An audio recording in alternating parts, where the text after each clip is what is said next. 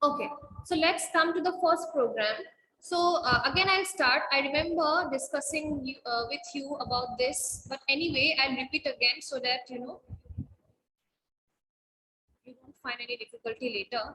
So let's directly come to this statement first. Okay. So as you can see here, we have class first, which has been declared as public. Okay. So I told you already that if you do not use this public keyword also in front of at the beginning of the class declaration, even then, okay, this class will be considered as public. Okay, don't get confused. In C++ by default, okay, it is private. So if you don't add any access specifier, by default it is private, but in Java by default it is public. Okay, so even if you don't add public here, it will be considered as public only. Fine. So it's up to you. So I have added public here, followed by the class keyword, followed by the class name. Okay. And as you can see here, my class name is same as the file name with which I have saved this, right? So that also I'll tell you why. Okay. But let's come to this again first. Okay. I'll again do a brief brush up on this. So we know that every program execution starts and ends at main. So the same is also with Java. Okay. Any number of classes you have, any functions you have in your program execution will always begin from main and end at main. Okay. Because the operating system environment or the JVM, okay, the Java runtime environment. Okay, ultimately for Java it is a Java runtime environment, and for operating system it is an operating system environment. So whenever you are writing Java programs, it will be executed by JRE. When you are writing any other applications on C or C++, it will be executed on your operating system environment, right? So when we learned C or C++, then it was operating system which would call the main function, and it is the main function which is known to the operating system and not any other function.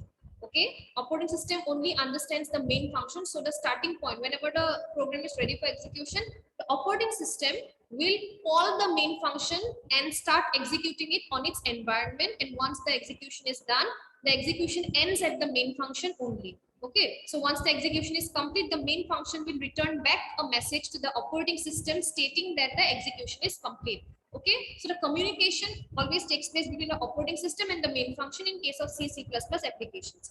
Now coming to Java, we know that it is not the operating system environment where we are going to execute the Java program. Instead, it is the Java runtime environment which is directly on top of the operating system. Okay, it is the Java runtime environment on which our Java applications will run and execute, right? And who will do it? It is the JVM, the Java virtual machine. So on the Java virtual machine, the entire execution will take place. Okay, so now it is the same thing, be it the Java virtual machine or be it the operating system.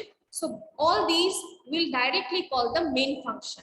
Okay, so that, and we know that whether it is the operating system or the Java runtime, Java virtual machine, so they are all from outside the class. And we know that whenever we would want to access some class members from outside the class, then we have to declare the class member as public, right? So because we are accessing the main function from JVM, right? We are accessing, we will call this main function using the JVM, and JVM is clearly not a part of this program, right? So JVM is from outside this class. Okay, so that JVM can directly access this main function, it is important that we declare the class as public. And regarding the void, you already know that if main is returning any value, then it will be some other integer. Okay, it will be int or float or whatever, and accordingly you can have return statements. And void means it is not returning anything, right? So that is why it is void. And while static, I told you already that whenever we are creating, or please understand this, okay, whenever we are creating, we are writing a program using classes, and we have some class members inside, right? So in this case, which is our class? First is our class, and inside which we have a member function, which is the main function, right? So this is a member of this class. This is the only member that we have of this class, which is the main function. Okay, the member function. Now you have already done programs in C++, so you already know that whenever we want to access the class members, okay, be it the data members or the member functions, okay. So whenever we want to access the members of the class, what do? We create objects of that class. Yes. So what do? Usually we create objects of that class. That means here what, what, otherwise what had we been doing here? So see, I'll just write the class name, which is first. Then I'll create an object, obj, right? And after which, what I will do is I will use obj dot main. Okay, this is what we have been using or doing. So if I want to access any member which belongs to this class, I will be creating an object of that class, and using that object, I will be accessing the members of that class, whether it can, whatever member it is. It can be the data member also, if there is any data member, or this can be the member function also. In our example, we have the member function main. So I am calling obj.main. So in that case, what happens is the object will access the main function, right? But in our program, as you can see here, we are using the static keyword, and initially we did not have these statements, which means we don't have to do this. Okay, in this case, wherever we will write static in front of the function, whenever you will use the static keyword in front of the function, we don't have to go for object declaration in order to access the member function. Okay, and why don't we have to do it? Why don't we have to access, create objects for, accessing the main function?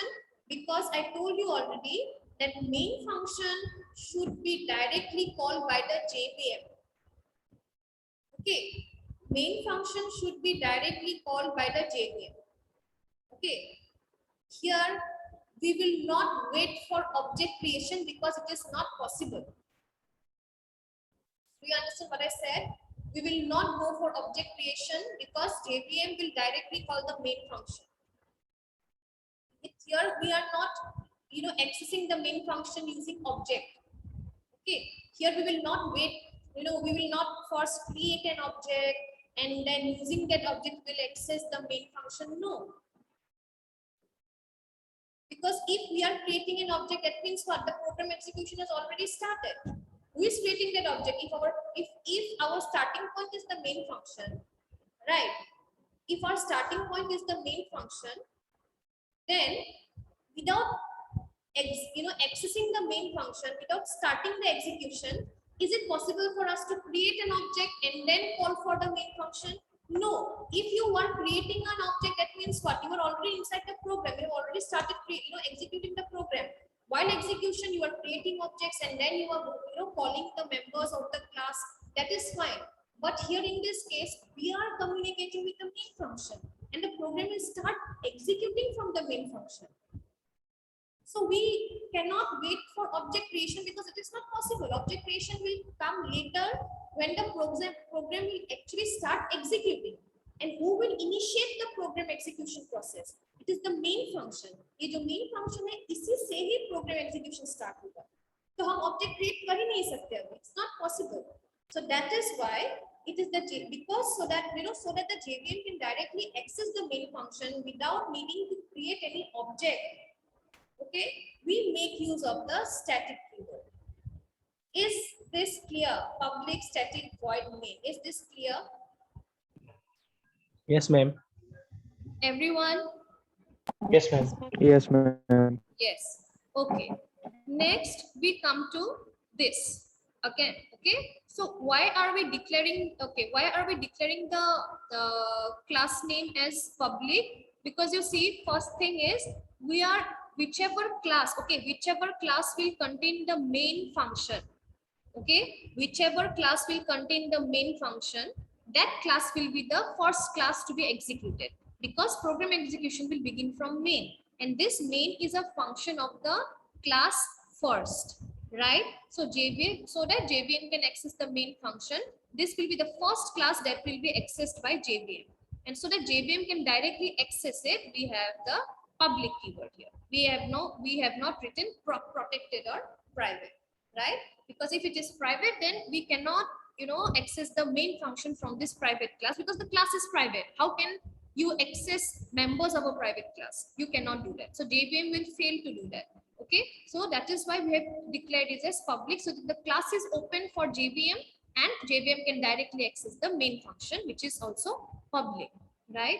And then because our program execution will begin from main, okay, when JVM, we have, save the file with the class name itself, because it is this class which will be located by the JVM initially, okay, by the Java C compiler. So when you will be, trying to run, because execution will come later. First, you have to run, compile the program. Yes, first you have to compile the program, then it will be converted to bytecode. That bytecode will finally be executed by the JVM. So execution process comes later, right? So initially it will be the Java C compiler which will call this program to compile. Okay, and here because we have the main function inside this class, right? So this class must always be public so that this class can be called by the Java C compiler directly. That is why the class name must all, the file name must be the same as the class name. Okay, you can also have different names. You can also have different names. So we will come to that later when we will be making use of multiple classes in our program, and we will be having different access specifiers like private, public in combination. Then in those programs, we will see how we can do that. Okay, so even if you don't, even if you give some other name here, okay, that also is possible. But under what circumstances we need to do that, under what circumstances it is mandatory that our, file name is same as the class name. We will come to this a bit later. For the time being, just understand that whichever class you have the main function, declare that class as public, or even if you don't use any keyword, by default that will be public, so it will anyway run, and the file name must be saved as the class name which contains the main function. For the time being, you understand that. Okay, as we will, proceed forward, as we will do more and more programs, then we can find out the difference and we will understand it clearly. Okay, next is, you see, what do we have here? We have string args. So what is string args? Okay, so string args means string is a class. Okay, string is a class. It's a inbuilt class in Java. Okay, string is an inbuilt class, and then followed by that we have the array, which is args. So it is an array name, right? This is an array, args, and then we have the square brackets. Okay, this is the array variable, and this is the class name, right? So why have we written this? Because we will be executing this program using CMD, right? Command line.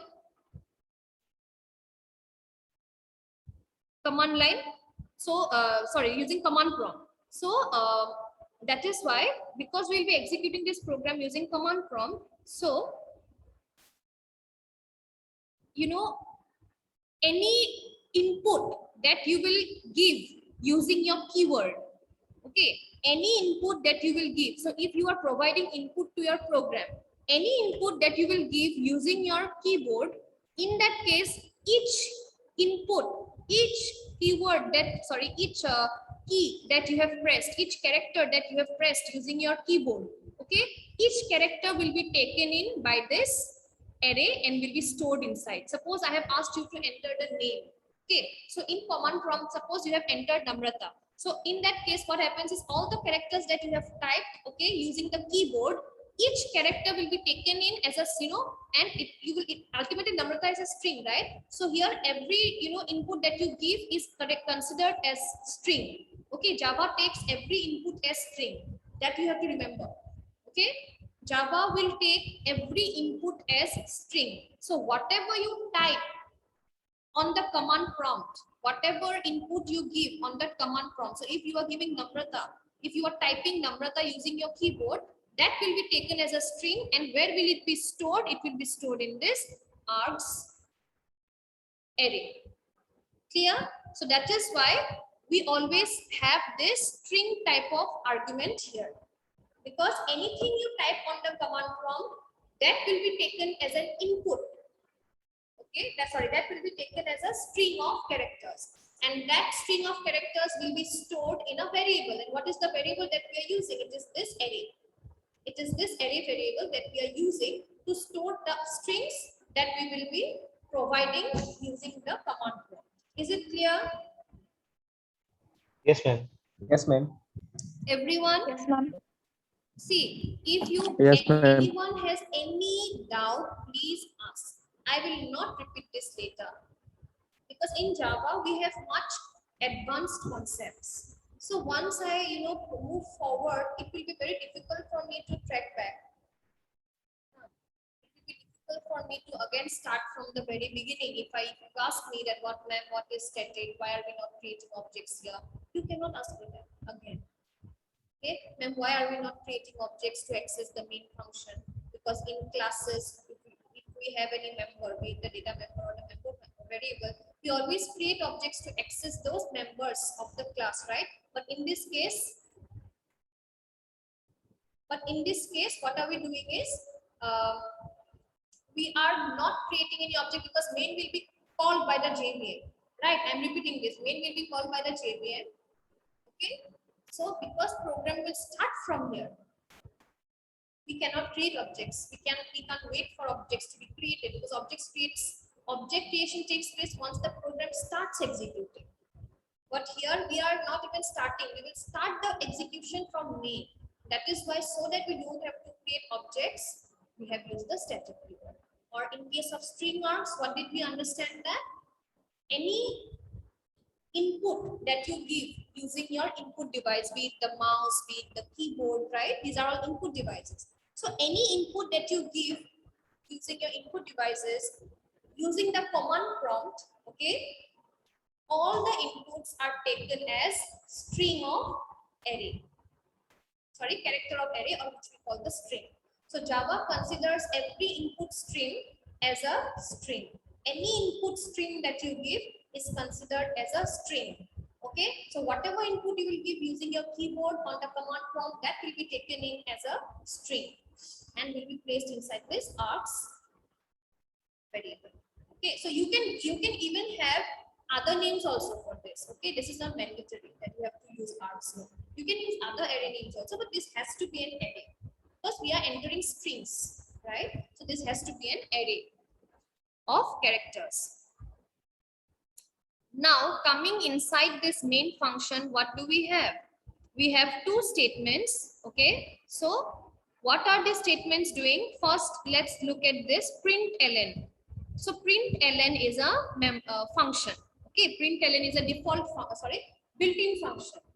Println is a built-in function, and what does it do? As the name, from the name you can have the idea that it will print or it will output or display the message that has been written inside this bracket or inverted commas, right?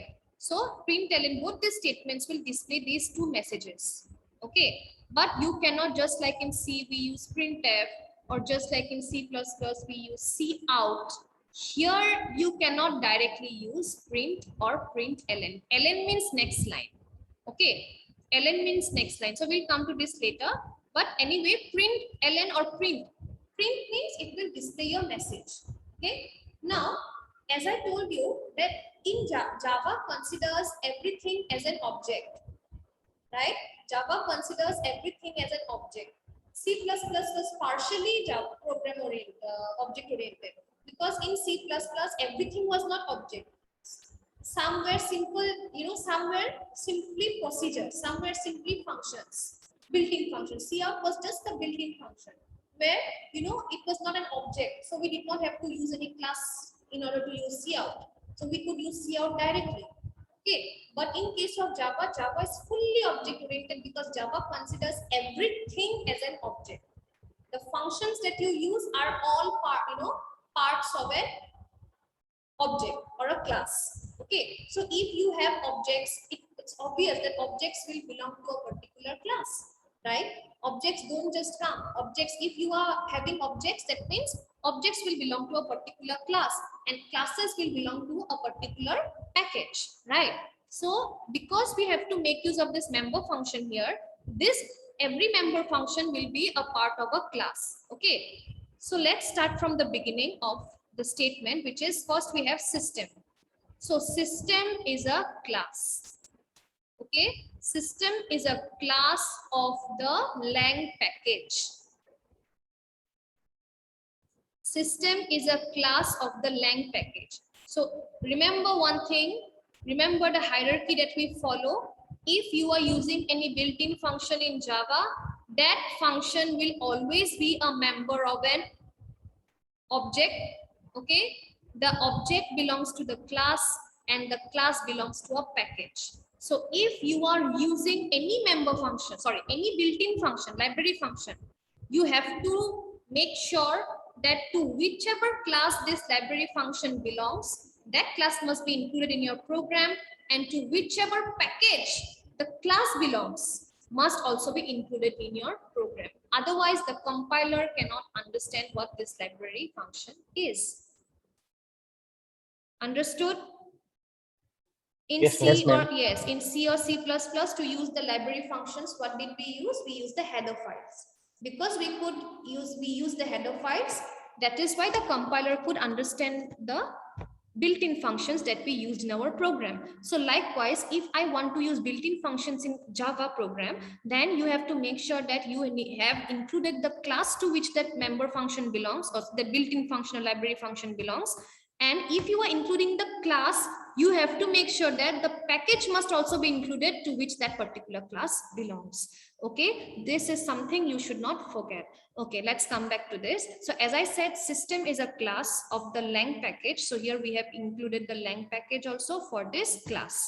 And why have we included this class? Because we are using a method of this class, right? Next, what is out? Out is an object. Okay, out is an object of the print stream class. Print stream.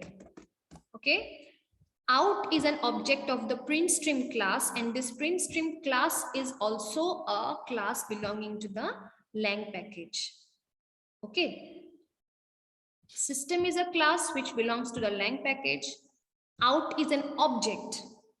This is the hierarchy. First we write the class name, followed by the object name, followed by the member function of the, sorry, the built-in function or the member function of the class system. Okay, but see here, out, what is out? Out is a print stream class. Sorry, out is an object of the print stream class, and it is a static public member of the system class. I'm writing it here. Out is an object of print stream class. Print stream class also belongs to lang package, okay, and a static public member of system class. Okay, so this is the identity of out. Out is an object. Okay, it is an object of the print stream class, and it is a static public member of the system class. So you know what static members are. So static members are those which have class scope and not object scope. Okay, so when we are using any static member in our program, we can directly use the static member using the class name, right? We can directly use the static member because static members are variables, right? We cannot use variables directly without using the object name, that we all know, right? Static members are variables or functions, and we know that if we are using any class function or data member, then we have to create objects. Using that object, we have to write the data member or the member function.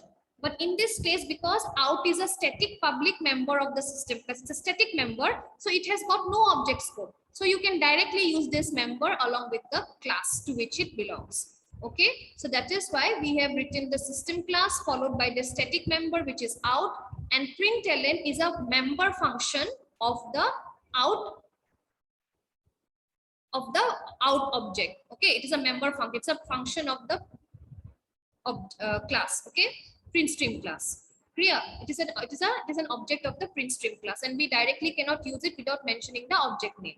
Okay, so that is why println is a method, and this method needs to be written along with the object name. Okay, and what is out? Why has been out written with system? Because out is a static member of the system class. So therefore, we have this statement. Anybody has any confusion here? You can ask. No, ma'am. No, No, ma'am. ma'am. I repeat again, although you have understood, but I know most of you haven't. Println is a member function, and we cannot write member functions without using objects of the class, right? So therefore, we have written the object name followed by the member function name, right? Now, again, we look back. What do we see? This object name is just after the class name, but out is not a member of the system class. You know, out is not an object of the system class. In case of system class, out is just a static member variable. Okay. For system class, out is just a static member variable. So out can directly be written with the class name. Okay. However, though out is a static member of system class, out is an object of the print stream class, and print stream class, okay, this println belongs to the print stream class. Okay, println is a function of the print stream class. So in order to use the println function of the print stream class, we have to access it using the out object. Okay, and out is a static member of the system class, and both print stream and system classes belongs to the lang package. Okay, so this is all about these two statements, and I told you already that here we will simply display. We don't have to provide keywords here. So this arguments, you know, this array is not taking in any input. Okay, this will be blank. It is not taking any input because here we are simply displaying a message, right? So we don't have to provide input using the keyboard. So in this case example, this will be empty. Okay, this is not taking any input. Okay, so this is the program. Okay, and regarding the import statement, as it is just like the include. Okay, here we can't use input, so we use import. And what do we write? Java.lang. So lang is the package. Okay, lang is the package, and in this package, you know, why have I written star? Because I have used system, you know, I have used just wait, let me just have some water. Just hold on.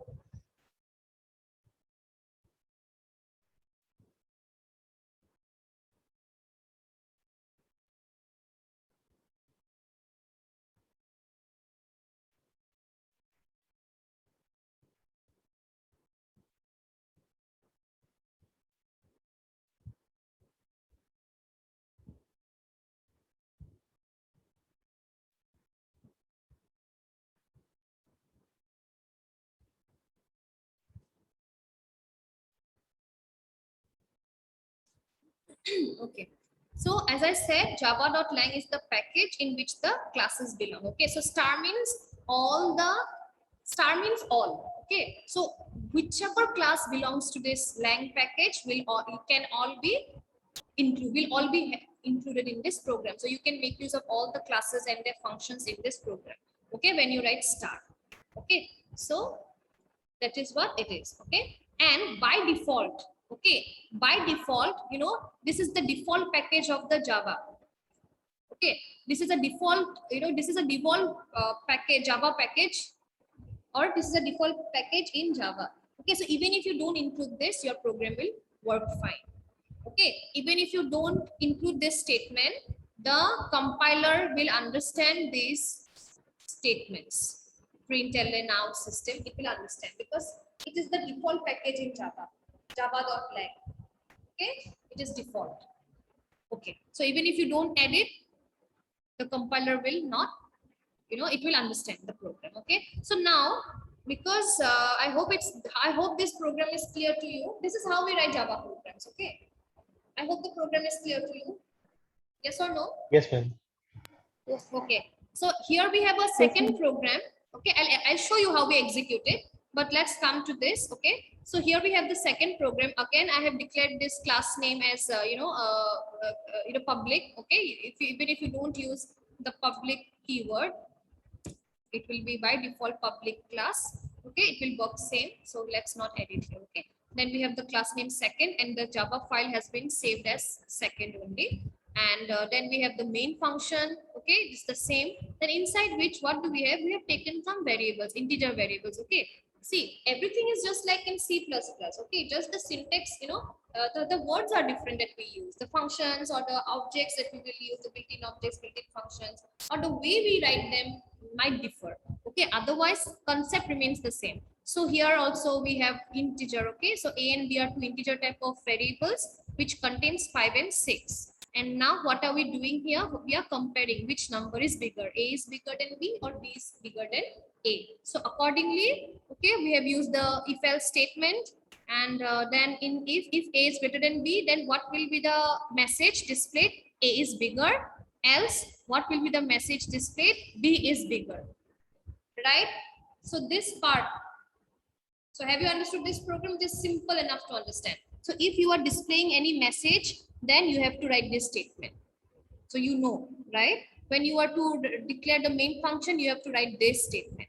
And apart from this, everything is just like the way you have been writing C++. Okay, so here we have declared two variables and we have initialized them with 5 and 6. And then we have used the if else statement to compare both the numbers and find out which one is bigger. So whichever will be bigger, accordingly that body will be executed, and that body will be executed, and the message will be displayed accordingly. Right. So now let's execute and check both the programs in command line. So for in command prompt. Okay, so here you see we will run this. Okay, we always have to run this as an administrator. That you have to remember. Okay, we'll run this as an admin. Yes. Okay. So see, this is the CMD. Now, because you cannot, now how will we do? See, here my programs. Okay, whenever you will write the programs needs to be stored somewhere. Right? So all my programs I have stored in the D folder. Okay, I have created a folder named as Java programs, and in this Java programs I have all my programs that I will be executing, that I have executed actually. Okay, all the programs that I have executed using Notepad++ in Java, all programs are saved inside this. So when you will be saving the program, okay, when you will be saving the program, you have to make sure that you have to create one folder inside which you will save all the programs, because all the class files will also be saved inside this. Okay, so there should be only one folder inside which all your Java programs will be stored, because we will be compiling and then executing the programs. And that particular folder can be in any drive. It can be in D drive, E drive, in whichever drive you store. Okay. So though my JDK is in C drive program files, but my Java programs are stored in the D drive. So there is nothing to do with that. You can save the folder. You can also save it directly on your desktop also. So on your desktop, you can maintain a Java programs folder inside which you will be saving all your Java files and then execute them. Okay. Now this meeting is about to end. Okay. Please join back again. Okay. Join back again, and then I'll show you how we execute Java programs using CMD.